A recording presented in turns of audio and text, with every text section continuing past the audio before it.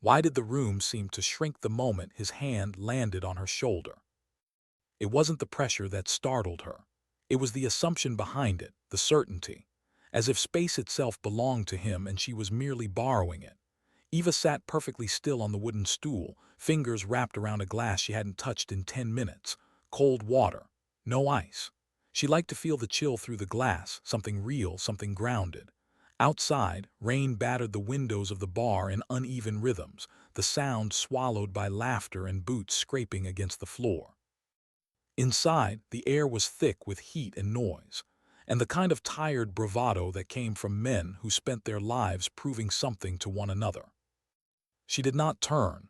She did not react. Years of training had taught her that reaction was a gift, one she did not give freely. The hand stayed, heavy, familiar in a way she hated, not the first time, probably wouldn't be the last. She could feel his breath now, close enough to count the pauses between words he hadn't spoken yet. The smell told her everything. Alcohol, damp canvas, confidence that had curdled into entitlement.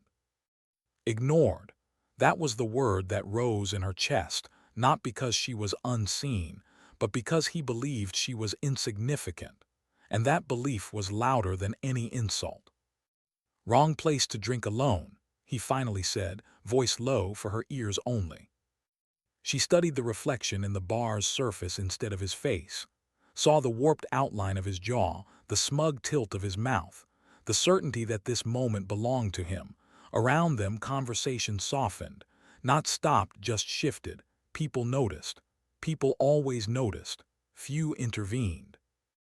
Eva felt the familiar tension creep up her spine. Not fear, calculation. She knew how this ended if she let it. She also knew what revealing herself now would cost. She wasn't here to command. She was here to observe, to listen, to understand the culture she'd been sent to evaluate, not from behind a desk but from the ground. She exhaled slowly. "Your hand," she said. Quiet, flat, no anger, no request. The grip tightened instead. A small test, a challenge. She chose the fourth option. The movement was so subtle it barely registered.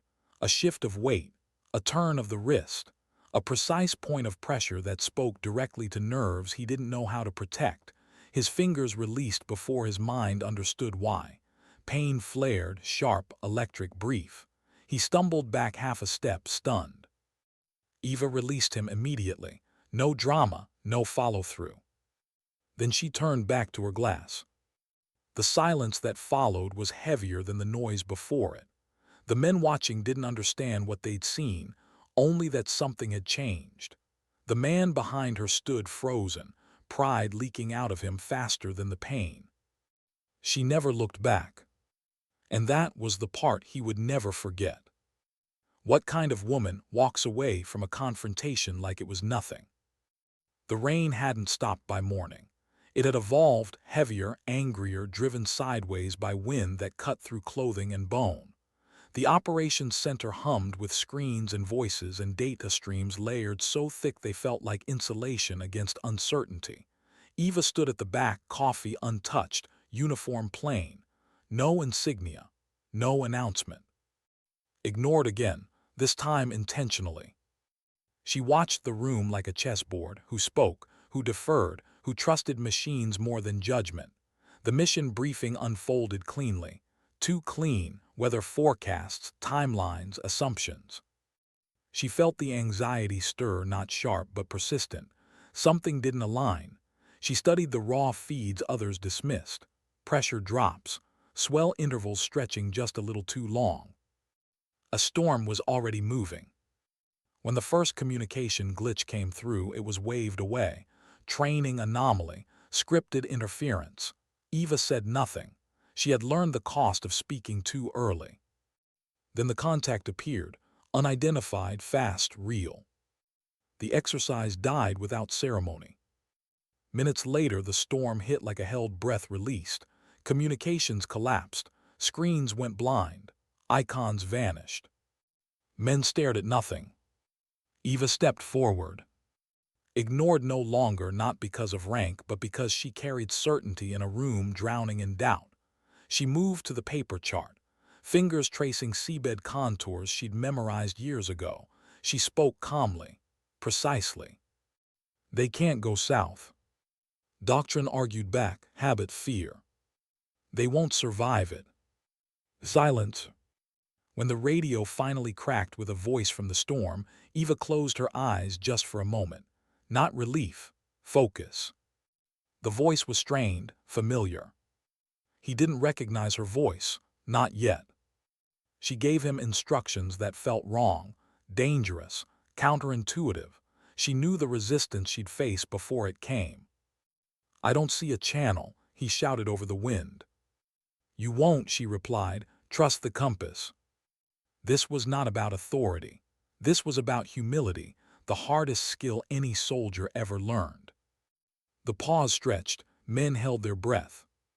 Then, executing. Eva felt something loosen in her chest, hope, fragile, earned. She guided them blind. Every word mattered. Every second carried weight. She pictured the water, the rocks, the narrow turn hidden beneath chaos. When his voice finally returned, calmer, amazed, she let herself breathe. They were alive.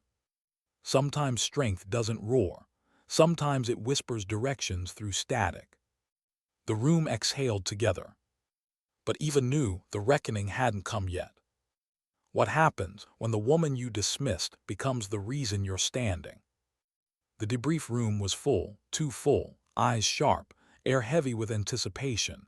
Eva entered last. This time she wore her whites. The silence hit before recognition did.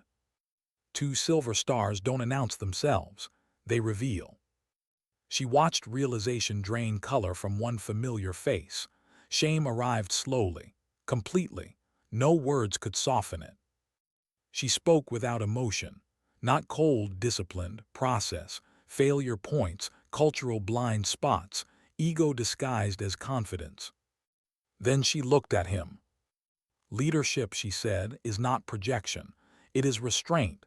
It is knowing when to listen, especially when the voice does not look like you expect." She did not mention the bar.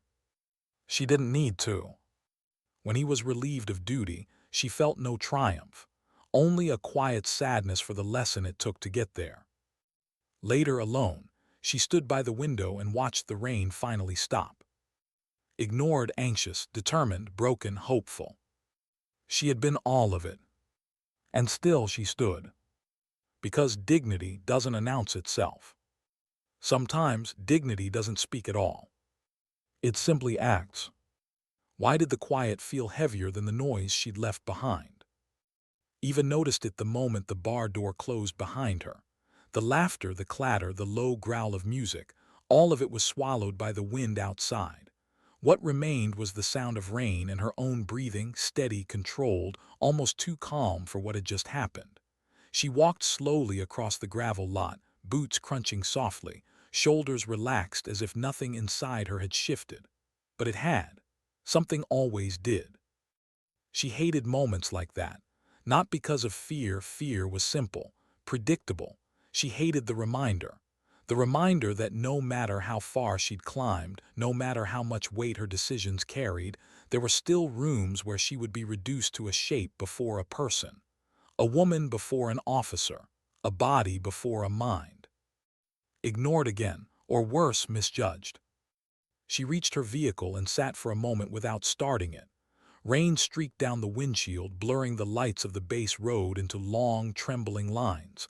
Her reflection stared back faintly. Calm face, neutral eyes, the kind people trusted without knowing why. Inside, a different rhythm moved, not anger, not satisfaction. Vigilance. She replayed the encounter not to savor it, but to assess it. The man's stance, his reaction time, the speed at which the room had turned away. No one intervened. No one ever did. Not because they agreed, but because the cost of stepping in always felt higher than the cost of silence. She started the engine and drove back toward the base, passing through the gate with a nod to the sentry who barely glanced at her credentials. That anonymity was intentional. She needed it intact. Tomorrow would demand clarity, not confrontation. Still as the road curved toward her quarters, a thought surfaced, quiet, unwelcome. What if he recognized her later? She dismissed it. Rank revealed itself eventually. It always did.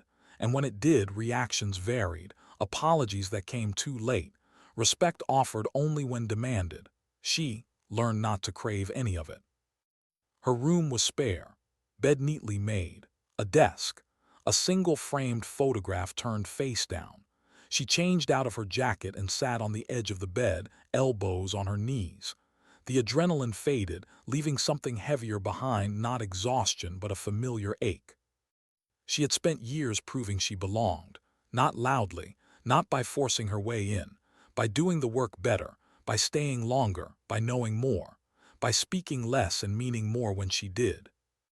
And still, nights like this reminded her that competence did not erase bias.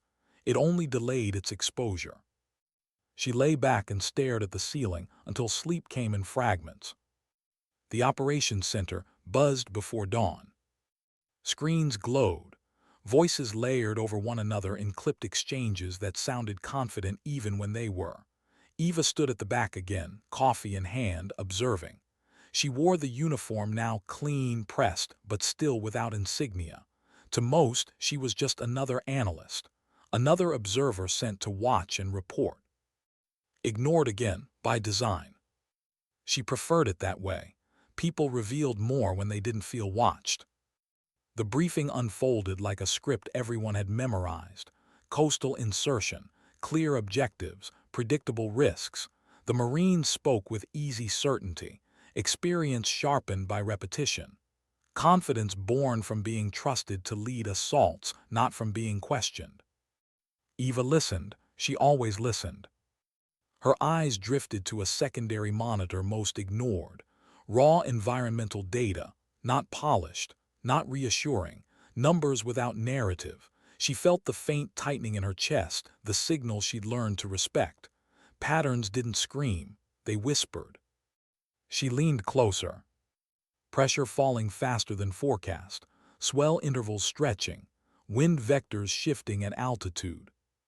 Not catastrophic yet. She considered speaking up, weighed the timing, the tone, the audience. She stayed silent. Not because she doubted herself, but because she knew how warnings sounded when they disrupted momentum. She would need proof, or failure. The boats launched before sunrise, their departure clean and efficient. Eva watched the icons move across the screen, neat and confident lines cutting through digital water. She traced their projected path with her eyes and overlaid it with what she knew lay beneath the surface. Currents that bent, rocks that waited. Anxiety stirred, quiet, persistent. She moved to another station, reviewing archived hydrographic surveys most considered obsolete. She studied them years ago, back when preparation meant knowing places you might never see. She remembered a note scribbled in the margin of one map: unreliable shelter, dangerous approach, only accessible under extreme conditions. She didn't like that thought. When the first communications hiccup came, no one reacted. Training interference, simulated disruption. Someone joked about it. Eva said nothing. Then another. And another. She felt it then, the shift, the subtle tilt from inconvenience to threat. She set her coffee down, untouched again. When the unidentified contact appeared, the room's energy changed. Voices sharpened, backs straightened. Exercise language gave way to real-world urgency. Eva stepped closer, her presence still unnoticed but her focus absolute. The weather worsened faster than models predicted. Then the screens went blind. Silence rushed in, heavy and disorienting. For a moment, no one spoke. People stared at the absence where certainty had lived seconds before. Eva felt the old tension rise, not panic, but responsibility, the kind that settled deep and refused to leave. She moved before doubt could catch her. The paper chart waited on the wall, dusty, overlooked. She traced the coastline with her finger, following memory as much as ink. She pictured the swell direction, the funneling currents, the narrow passage that existed more in theory than practice. "They can't go south," she said quietly. A few heads turned, surprise flickered. Doctrine pushed back, it always did. Doctrine was comforting, doctrine was safe until it was. She didn't argue emotionally, she explained, calm, precise, unyielding. "They won't survive it." Her words landed heavier than volume ever could. When the radio finally crackled with a voice from the storm, Eva closed her eyes for half a second, a habit she'd picked up long ago. Focus, visualize, commit. She didn't recognize the voice at first, then she did. The same cadence, the same edge. The man from the bar. For a fleeting moment, something human surfaced, irony sharp enough to sting. Then it was gone. This wasn't about her. This was about 12 lives suspended between water and rock. She gave him instructions that cut against everything his instincts told him. She knew the resistance before it came. She heard it in the pause, felt it in the static. "There's no channel," he shouted. She pictured it anyway, dark water, standing wave, hidden turn. "Trust the compass," she said. Her voice didn't waver. Inside, determination burned steady. This was where preparation mattered. This was where ego had no value. The silence stretched, the room held its breath. Then he answered. "Executing." Hope flickered, fragile, controlled. She guided them word by word. No embellishment, no reassurance she couldn't guarantee. She described what they couldn't see, counted distances, timed currents. She felt every second like a weight against her ribs. When his voice finally returned, calmer, astonished relief washed through the room. Eva let herself breathe. But even then she knew. Survival was only the beginning. The truth would surface soon. And when it did, some storms would not come from the sea. What does it feel like to save lives without anyone knowing who you are? The operations center didn't erupt into cheers. It never did. Relief in places like this arrived quietly, shoulders dropping, hands loosening their grip on consoles, breaths finally released after being held too long. Eva stood exactly where she was when the final transmission came through. She didn't move. She didn't smile. She simply absorbed the confirmation like a fact, not a victory. They were alive. That was enough. Around her, people began talking again, not loudly, carefully, as if sound itself might tempt fate. Someone muttered a prayer. Someone else laughed once, sharp and brittle, then went silent. The storm still raged outside, but inside, a different weather system had passed, the kind that left exhaustion in its wake. Eva stepped back into the shadows, reclaiming the invisibility she'd surrendered when action demanded it. She watched Colonel Davies rub his face with both hands, the weight of command pressing down now that the crisis had eased. She watched junior officers exchange looks that said that could have gone very differently. She watched respect begin to shift, not toward her yet, but toward the idea that certainty didn't always come from rank or volume. Ignored again, and she welcomed it. She slipped out of the room while attention fractured, walking the long corridor toward the exit that led to the rain-soaked tarmac. The air smelled like wet concrete and ozone. The storm had begun to tire itself out, wind losing some of its violence, rain falling straighter now. She stood under the overhang and let the cool air hit her face. Only then did the internal tremor start. Not fear, not regret. Release. Her hands shook slightly. She clenched them, then forced them open. She had guided 12 men through a channel she'd never seen with her own eyes, trusting nothing but data, memory, and conviction. She had overridden doctrine without authority, spoken with certainty while knowing the margin for error was almost non-existent. The truth was simple and uncomfortable. If she'd been wrong, no one would have forgiven her anonymity. She leaned her head back against the concrete pillar and closed her eyes. For a moment, she allowed herself to feel it all at once, the delayed anxiety, the echo of the radio static, the image of water smashing against unseen stone. She let it pass through her instead of fighting it. That, too, was a discipline. When she opened her eyes, the sentry at the gate was watching her, not suspicious, curious. She nodded once and walked past. Her quarters felt smaller than the night before. Too quiet. She peeled off her uniform jacket and sat at the desk, finally turning the photograph face up. A much younger version of herself stared back, flight suit, helmet under her arm, grin unguarded, taken before the world had taught her how expensive confidence could be. She thought of the man in the bar, the weight of his hand, the way he'd looked at her like a problem to solve instead of a person to respect. She thought of his voice over the radio hours later, stripped of arrogance, raw with urgency. People changed under pressure, not always for the better, but sometimes they revealed something truer. She slept lightly. Dreams came in fragments, water, radio static, the sensation of falling without impact. Morning arrived without ceremony. The base buzzed with the aftermath of survival. Reports were written, timelines reconstructed. Words like near miss and unexpected variables floated through conversations. Eva attended meetings where her presence was noted but not emphasized.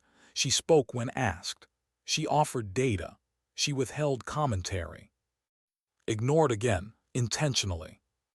She watched the Marines return later that day, wet, exhausted, alive.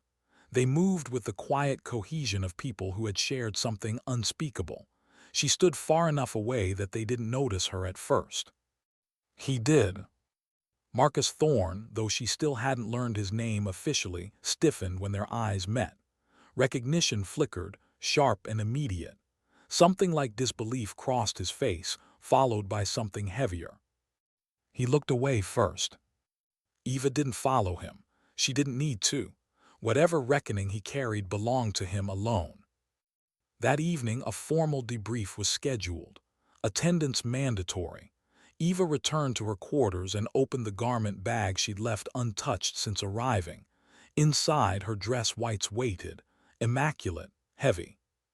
She paused before putting them on. This was the moment anonymity ended. She dressed slowly, deliberately. Each button fastened felt like a decision reaffirmed. When she pinned the insignia onto her shoulders, the weight settled in a familiar way, not physical but moral. Rank was not a shield. It was a mirror. The walk to the conference room felt longer than usual. Conversations hushed as she passed. Eyes lingered. Some recognized the uniform before they recognized her. Inside, the room was full. Officers lined the walls. The Marines stood at the front, rigid faces marked by fatigue and something close to reverence for their own survival. Eva took her place near the side, out of immediate focus. Colonel Davies spoke first. He outlined the mission, the deviation, the storm, the loss of communications. His voice was steady, but there was humility in it now. He did not frame the outcome as success. He framed it as lesson. Then he paused. The recovery of Marauder Platoon, he said, was made possible by the intervention of an officer whose expertise and judgment prevented loss of life. The room leaned forward without realizing it. Eva stepped out of the shadows. The silence was immediate, total. She felt it press against her ears. Recognition rippled through the Marines like a physical force. Eyes widened, spines straightened. Marcus Thorne's face drained of color so fast it was almost alarming. His mouth opened slightly, then closed. Eva met his gaze without expression, not accusation, not triumph. Understanding. She spoke calmly, clinically. She dissected the failure points, over-reliance on technology, insufficient contingency planning, cultural assumptions that equated confidence with infallibility. She did not raise her voice. She did not single anyone out. Every word landed anyway. When she finished, she paused. The room held its breath again. Then she looked directly at Thorne. "Your decision to question my instructions," she said evenly, "nearly cost lives. Your eventual compliance saved them." The duality hung there, Accountability without cruelty, truth without theater. Leadership, she explained, was not about dominance. It was about discernment, about knowing when to lead and when to listen, about respecting expertise even when it came from an unexpected source. No one missed the subtext. A report about the bar had already reached command, filed quietly, factually, no embellishment. Consequences followed procedure. Thorne was relieved of duty pending investigation. He did not protest. He did not look at her again. He simply turned and walked out, shoulders rigid, career collapsing behind him like a bridge burned too late. Eva watched him go with a feeling she didn't expect. Not satisfaction. Sadness. Because she knew what it took to rebuild after that kind of fall, and how few people ever did. As the room emptied, Colonel Davies approached her, respect clear, gratitude unspoken but understood. "Thank you," he said simply. She nodded, nothing more was needed. Later, alone again, Eva returned to the overhang outside the operations center. The sky had cleared. Stars broke through in scattered clusters. The ocean beyond the base was calm now, as if nothing had happened. She stood there for a long time. Strength, she reflected, was not loud. It did not demand recognition. It waited. It prepared. It acted when silence was no longer an option. And sometimes, the most powerful moments came not when you were seen, but when you were finally understood. What stays with you after the room empties and the applause never comes? Eva felt it the moment the conference room doors closed behind her. Not relief, not pride. A hollow quiet settling deep in her chest like sediment after a storm. The kind that didn't ask for attention, only space. She walked the corridor alone, heels striking the polished floor in a steady rhythm, each step measured, controlled. Around her, the base resumed its routine, radios crackling, boots moving with purpose, orders flowing again like blood through reopened veins. Life went on, it always did. But something underneath had shifted. She reached the small balcony overlooking the flight line and stopped. The wind was gentler now, carrying the smell of salt and fuel. Far off, maintenance crews worked under floodlights, silhouettes moving with practiced efficiency. She rested her hands on the railing and let the cold metal ground her. Broken, that was the word that surfaced unexpectedly. Not broken like defeated, broken like something cracked open. She had known the consequences of stepping forward. She had chosen them. Still, watching a man's career unravel, even one who had earned it, left a weight behind. She understood ambition. She understood ego. She understood how easily confidence turned into armor and how rarely anyone taught men like Thorne how to take it off. She wondered briefly if anyone ever had. Footsteps approached, she didn't turn. "Admiral." The word landed differently now, no longer theoretical, no longer delayed. It was Colonel Davies. He stopped a respectful distance away, hands clasped behind his back. He didn't speak immediately. That, she noticed, was new. "You changed the trajectory of this command," he said finally. Not praise, observation. Eva kept her gaze on the flight line. Then it needed changing. He nodded once. "The investigation will be thorough." "It should be." Silence stretched between them, not uncomfortable, just honest. Then he spoke again, more quietly. "You could have handled it differently, protected him, protected yourself." She turned then, meeting his eyes. "Protection isn't leadership," she said. "It's avoidance." He held her gaze, then inclined his head. "Understood." When he left, Eva remained where she was long after the wind cut through her uniform. She thought of every time she had swallowed words to preserve harmony, every time she'd let a slight pass because addressing it felt inconvenient. Necessary evils, she'd told herself. Strategic patience. Tonight had been different. Tonight, patience had reached its limit. Sleep didn't come easily. When it did, it brought memories she hadn't invited. Her first command. The first time she'd been underestimated, not openly, but subtly. Meetings where her suggestions were ignored until repeated by someone else. Missions where she'd been assigned support roles despite qualifications that demanded more. She remembered the night she'd sat alone in a hangar after a pilot she'd trained outranked her in recognition, because he fit a narrative she never would. She remembered the choice she'd made then, not to fight loudly, but to endure, to outperform, to outlast. She woke before dawn, the room washed in pale gray light. The base felt quieter at that hour, stripped of performance. She dressed without ceremony and went for a run along the perimeter road, breath fogging in the cold air. Movement helped, it always had. As she ran, she replayed the last 48 hours not as a sequence of events but as a pattern.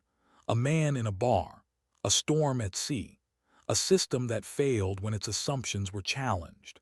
None of it was isolated, all of it connected by a culture that mistook dominance for strength and certainty for wisdom. She slowed to a walk near the bluff overlooking the ocean.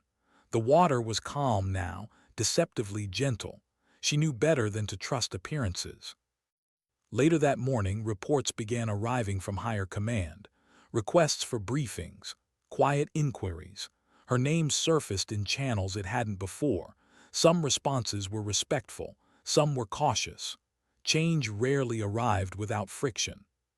She sat in her office, temporary, sparsely furnished, reviewing statements. One in particular caught her attention. A written account from a junior Navy lieutenant.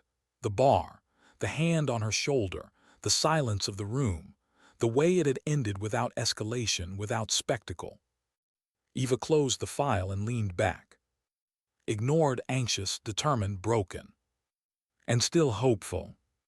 That hope surprised her most. In the afternoon, she received notice that Thorne had requested a formal statement be added to the investigation file. Not a defense, a clarification. She read it slowly. No excuses, no denial. He described his actions plainly, acknowledged his behavior, acknowledged the consequences, wrote in careful language that he had mistaken silence for weakness, anonymity for insignificance, that the storm had taught him the cost of that mistake. Eva set the document down. Redemption was not guaranteed, but accountability was a beginning. That evening, she returned once more to the Riptide. Not to provoke, not to reclaim anything. To close a loop. The bar looked smaller in daylight, less myth, more wood and wear. The same bartender recognized her this time, posture shifting subtly. She sat at the same spot, ordered water. A few patrons glanced her way, curiosity flickering then fading. No one approached, no one needed to. She studied the grain of the bar, the reflection that had once shown her a distorted threat. Now it showed a woman at ease with stillness. She wasn't here to prove anything. She finished her drink and stood, leaving a tip on the counter. As she turned to leave, the bartender spoke softly. "Sorry about the other night," he said. "Should have stepped in." Eva paused, looked at him, not unkindly. "Next time," she said. Outside, the rain had returned, light this time, almost gentle. She walked back toward the base with measured steps, shoulders squared, thoughts clear. Leadership, she knew now more than ever, wasn't about winning moments. It was about shaping the ones that followed, about creating spaces where silence wasn't mistaken for consent, where strength didn't need to announce itself to be real. Sometimes dignity didn't speak. It endured. And when it finally acted, it did so not to destroy, but to reset the balance quietly, irrevocably. What happens after the reckoning, when no one is watching anymore? The days that followed moved with a strange softness, as if the base itself were walking on newly mended ground. Schedules resumed, aircraft lifted and landed, radios crackled with familiar urgency. Yet beneath the routine, something subtle had changed. Conversations paused when Eva entered a room, not out of fear but awareness. People listened differently now. Not longer, deeper. She noticed it first in the small things. A lieutenant who asked a follow-up instead of nodding and moving on. A senior NCO who corrected a younger Marine's dismissive tone before it grew roots. A briefing where assumptions were questioned without defensiveness. None of it dramatic, none of it loud. But real. Eva did not comment on it. She never did. Change that announced itself rarely lasted. Her temporary office became a place of quiet traffic. Officers came with reports, clarifications, sometimes questions they admitted they'd never felt comfortable asking before. She answered them patiently, precisely, never once reminding anyone why her words carried weight. She didn't need to. At night, though, when the base lights dimmed and the ocean resumed its endless conversation with the shore, the weight returned. Not as doubt, she had long since learned to live without that luxury, but as reflection. She sat alone one evening, reviewing updated weather protocol recommendations, when she realized her hands were resting flat on the desk, fingers spread, as if grounding herself. She smiled faintly at the habit, old reflex, born from years of carrying responsibility quietly, without applause or assurance. Proud, that was the word she allowed herself this time. Not proud of authority, proud of restraint. Her thoughts drifted back, further than the bar, further than the storm, to the early years when she'd learned what silence cost. She remembered a training exercise where she'd seen a flaw in a flight plan but hadn't pushed hard enough when dismissed. The mission had still succeeded, but barely. She remembered the quiet shame afterward, the promise she'd made to herself, never again confuse patience with permission. That promise had shaped her entire career. A knock at the door pulled her back. "Come in." It was the same junior lieutenant who had filed the initial report about the bar. Nervous, earnest. He stood straighter than necessary, hands clenched at his sides. "Ma'am," he began, then hesitated. "I just wanted to say thank you for how you handled everything." Eva studied him for a moment. Saw herself, years earlier, standing in rooms like this, searching for proof that integrity had a future. "You did your duty," she said simply. "That matters." He nodded, relief flickering across his face. As he turned to leave, she added, "Don't wait for permission to do the right thing." He paused, absorbing it, then left without another word. That night Eva walked the perimeter road again. The sky was clear, stars sharp against the dark. She stopped at the bluff and watched the moonlight stretch across the water. Somewhere out there was the cove that had saved 12 lives, unseen, unnamed, dismissed by most charts.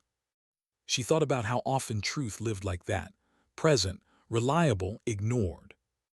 Her communicator buzzed softly. A message from higher command, brief, direct. Assignment extended, additional oversight requested. She read it twice, then set the device down. There it was, the cost of being seen.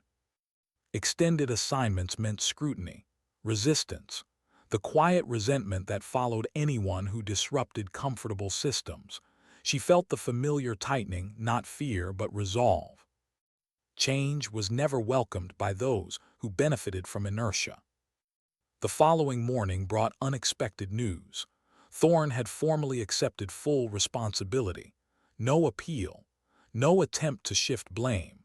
His statement had been recommended for inclusion in revised leadership training modules, anonymized but intact. Eva sat with that for a long time.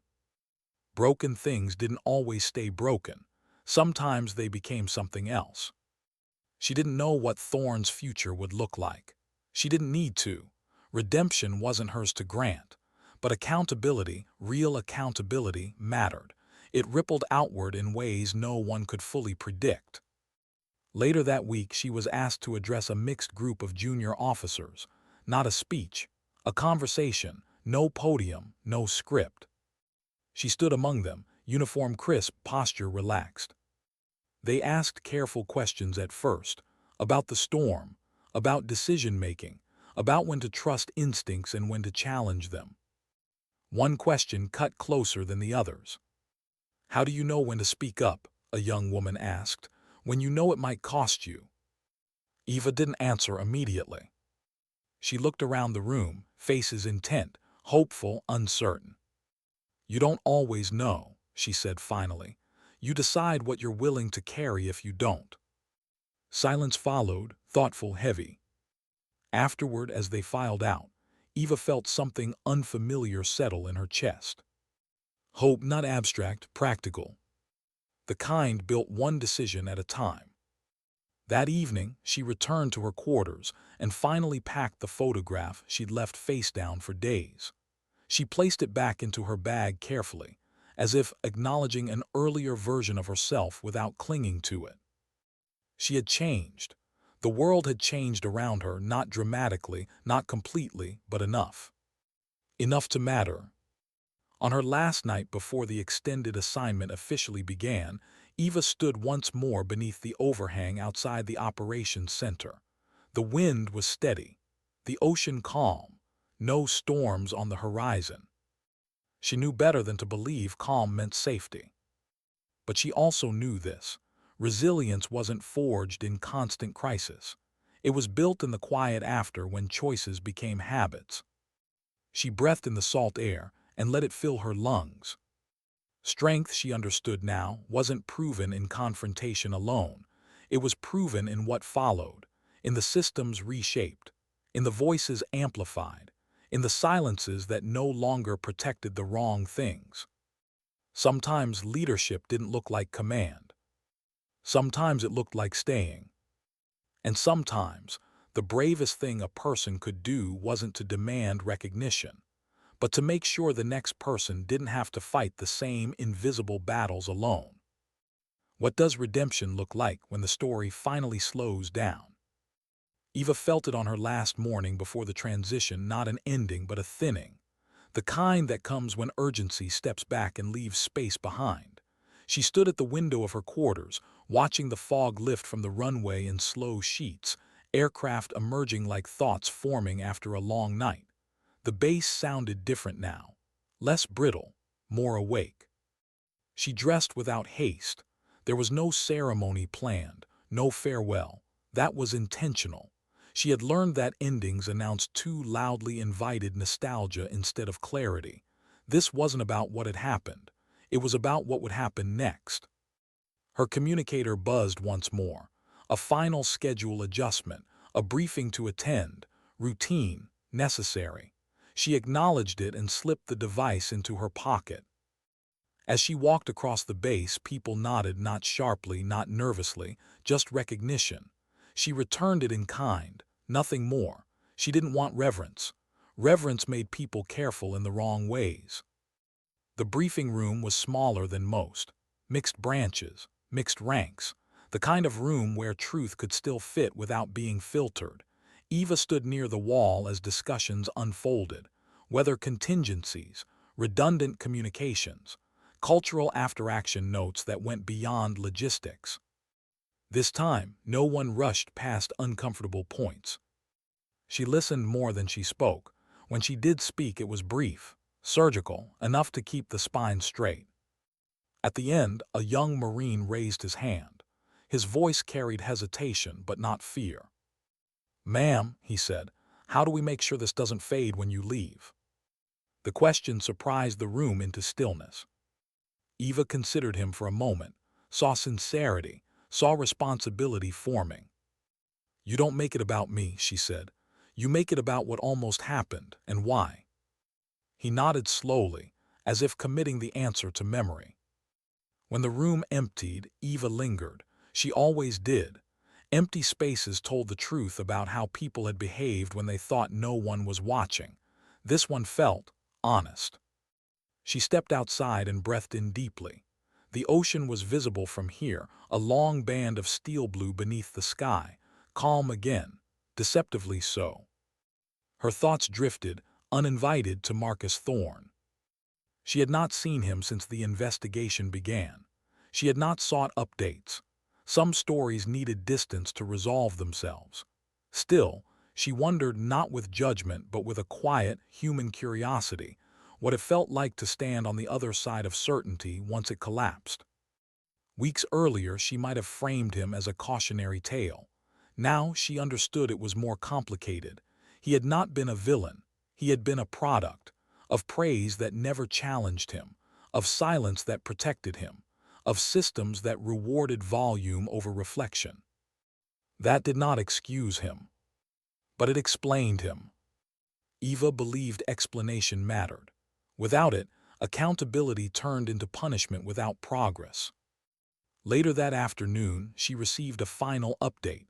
Thorne had accepted a reassignment far from operational command, training, oversight, a place where influence was quieter and mistakes echoed longer.